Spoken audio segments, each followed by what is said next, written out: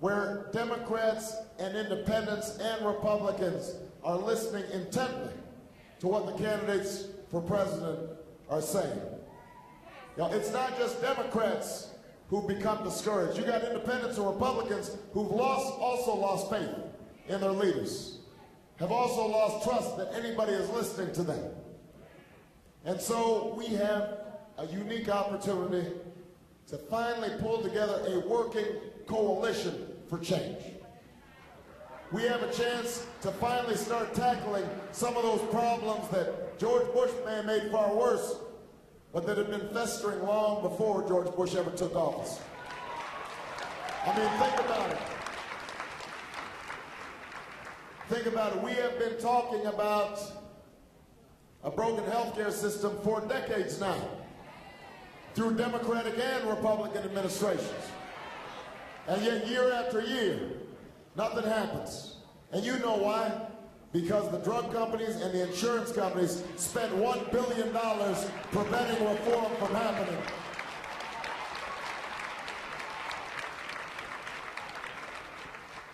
We've been talking about our energy crisis for decades now, since Jimmy Carter, since some of you all were born. And yet, year after year, nothing ever happens except you got gas prices going up and ExxonMobil's profits going up. Why is that? Well, because the oil companies and the gas companies, they are writing the energy bills instead of the members of Congress representing you. It is not surprising that you've been left out of every single major decision that is made in Washington right now. They are not paying attention to you. And that's why people are standing up and saying it is time for us to bring about change in America.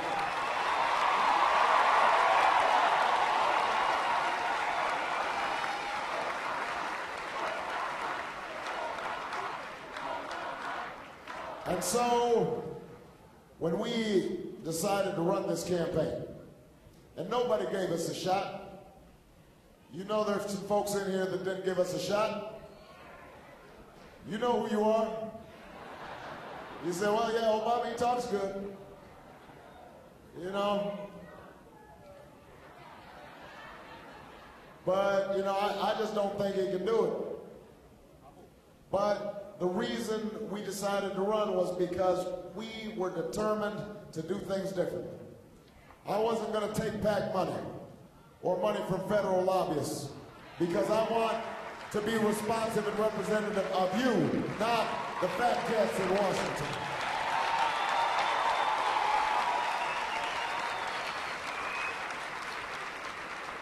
I told my staff and supporters we weren't just going to tell the American people what they wanted to hear.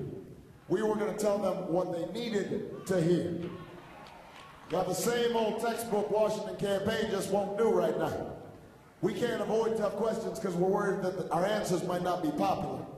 We can't poll test every position because we're worried about what Mitt or Rudy or one of the Republican opponents might say about us. In this election, that just won't do. If we are serious about winning this election, then we can't live in fear of losing it, because, you know, I want everybody's vote. I want everybody's vote, but I'm a Democrat, and I know that my party, the party of Jackson and Jefferson, the party of Roosevelt and Kennedy, that we have always been at our best when we led not by polls but by principles, not by calculation but by conviction. When we summoned an entire nation around a common purpose, a higher purpose. And that's the party that America needs right now. And that's the kind of president I want to be. That's why I'm running for president of the United States of America, to deliver on a new kind of politics in America.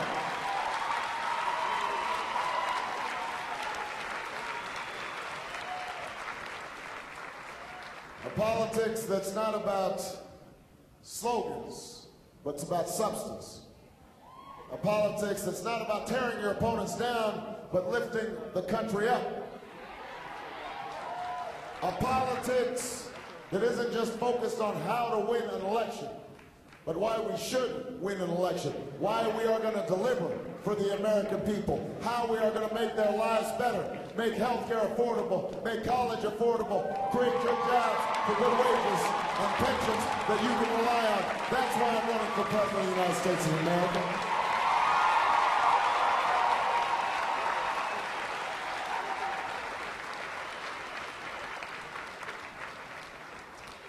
I am in this race because I want to go ahead and tell those corporate lobbyists that their days of setting the agenda in Washington are over.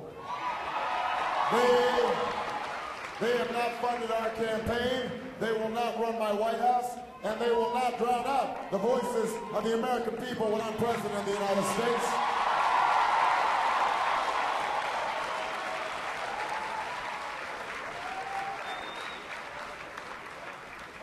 I'm in this race because I want to go ahead and start taking those tax breaks away from companies that ship jobs overseas. And I want to put them in the pockets of hard-working Americans that really deserve them, and companies that are investing right here in New Jersey, right here, to create jobs and opportunity for all the young people in this city. That's why I'm running for President of the United States.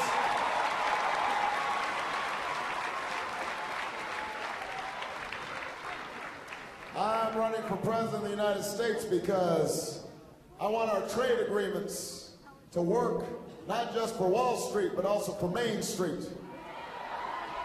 We have to have labor standards and environmental standards so that U.S. labor is not being undercut. And we've got to make sure that we have safety standards so our children aren't sucking on toys with lead on them. That's why I'm running for president, because I want to make sure that we have fair trade, not just free trade, all across the world.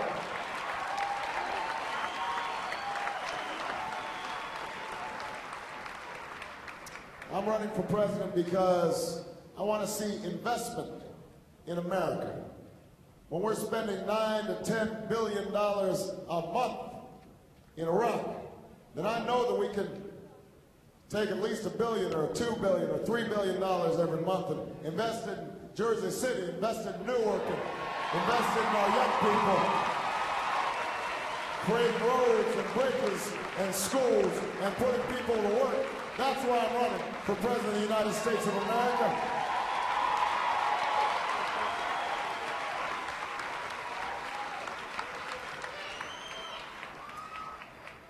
I am running because I want to stop talking about the outrage of 47 million people without health insurance, and I want to start doing something about it.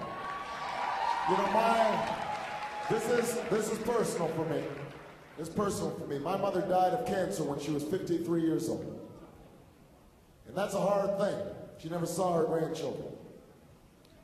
But you know what made it worse was seeing her read insurance forms in her hospital bed because she had just gotten a new job, and the insurance company was saying, maybe there's a pre-existing condition and we don't want to reimburse you for your medical bills. So I know what it's like to see a loved one suffer, not just because they're sick, but because of a broken healthcare system. And it is wrong. And that's why I've said that when I am president, we are going to make sure that every single person has health care that is at least as good as the health care I have as a member of Congress. And if you already have health insurance, we are going to lower your premiums by $2,500 per family. And we're not going to wait 20 years from now to do this, or 10 years from now to do this. We will do it by the end of my first term as President of the United States of America.